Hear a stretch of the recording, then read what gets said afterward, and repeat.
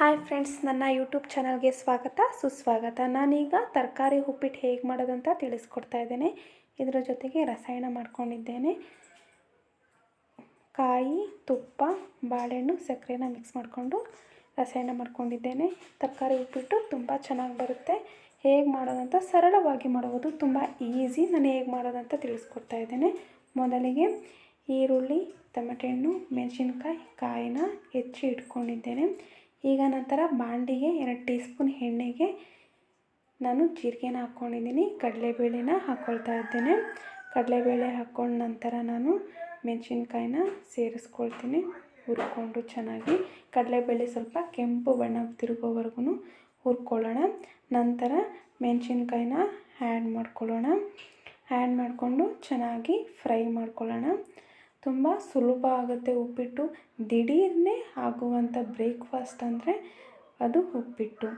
ಈಗ ನಂತರ ಈರುಳ್ಳಿನ ಕೆಂಪು ಬಣ್ಣಕ್ಕೆ ಹುರ್ಕೊಂಡು ಟೊಮೆಟೊ ಹಣ್ಣನ್ನ ಹಾಕ್ಕೊಂಡು ಹುರ್ಕೊಂಡಿದ್ದೀನಿ. ನಂತರ ರುಚಿಗೆ ತಕ್ಕಷ್ಟು ಉಪ್ಪನ್ನ ಸೇರಿಸ್ಕೊಂಡು ಹುರ್ಕೊಳ್ಳೋಣ. ನಂತರ ನಾನು ಬೇಯಿಸಿ ಇಟ್ಟಿರುವಂಥ ತರಕಾರಿನ ಹಾಕ್ಕೊಳ್ತಾ ಇದ್ದೇನೆ. ಬೇಯಿಸಿ ಇಟ್ಟಿರುವಂಥ ತರಕಾರಿನ ಹಾಕ್ಕೊಂಡು ಚೆನ್ನಾಗಿ ಫ್ರೈ ಮಾಡ್ಕೊಳ್ತಾ ಇದ್ದೇನೆ. ತುಂಬ ಈಸಿಯಾಗಿರುತ್ತೆ, ತುಂಬ ರುಚಿಯಾಗಿ ಕೂಡ ಇರುತ್ತೆ. ಬಿಸಿ ಬಿಸಿ ಇದ್ದಾಗಲೇ ತಿಂದರೆ ಮಾತ್ರ ತುಂಬ ಚೆನ್ನಾಗಿರುತ್ತೆ. ಇಲ್ದಿರುವಾಗ ನಾವು ತಟ್ಟನಾಗೆ ಉಪ್ಪಿಟ್ಟನ್ನ ಮಾಡ್ಕೊಳ್ಬಹುದು.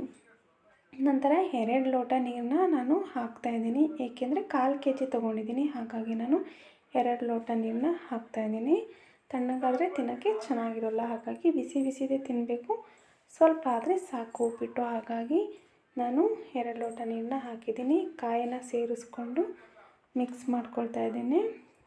ಚೆನ್ನಾಗಿ ಮಿಕ್ಸ್ ಮಾಡ್ಕೊಳ್ತಾ ಇದ್ದೀನಿ ಕಾಯಿನ ಸೇರಿಸ್ಕೊಂಡು. ನಂತರ ಹುರಿದು ಇಟ್ಟಿರುವಂತಹ ರವೆನ ತೊಗೊಂಡಿದ್ದೀನಿ. ಬನ್ಸಿ ರವೆ, ಹುರಿದು ಇಟ್ಕೊಂಡಿರುವಂತಹ ರವೆನ ಸೇರಿಸ್ಕೊಂಡು ಮಿಕ್ಸ್ ಮಾಡ್ತಾ ಇದ್ದೇನೆ. ಗಂಟಿಲ್ದಿರೋ ರೀತಿಲಿ ಮಿಕ್ಸ್ ಮಾಡಿಕೊಂಡ್ರೆ ತುಂಬ ಚೆನ್ನಾಗಿರುತ್ತೆ.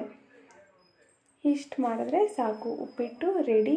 ತುಂಬ ಟೇಸ್ಟಿಯಾದಂಥ ಉಪ್ಪಿಟ್ಟು ಕೇವಲ 5 ನಿಮಿಷದಲ್ಲಿ ರೆಡಿ ಮಾಡಿಬಿಡ್ಬೋದು. ತುಂಬ ರುಚಿಯಾಗಿರುತ್ತೆ. ಒಂದ್ಸಲ ಟ್ರೈ ಮಾಡಿ, ತುಂಬ ಈಸಿಯಾಗೂ ಇರುತ್ತೆ. ಯಾರಿಗೆಲ್ಲ ಅಡುಗೆ ಬರಲ್ಲ ಅವರು ಕೂಡ ಅಷ್ಟೇ ಟ್ರೈ ಮಾಡ್ಬೋದು. ಇದನ್ನು ಒಂದ್ಸಲ ಟ್ರೈ ಮಾಡಿ, ಈಸಿರೋ ಅಂಥ ಅಡುಗೆನ ಟ್ರೈ ಮಾಡಿ ಫಸ್ಟು. Okay, thank you.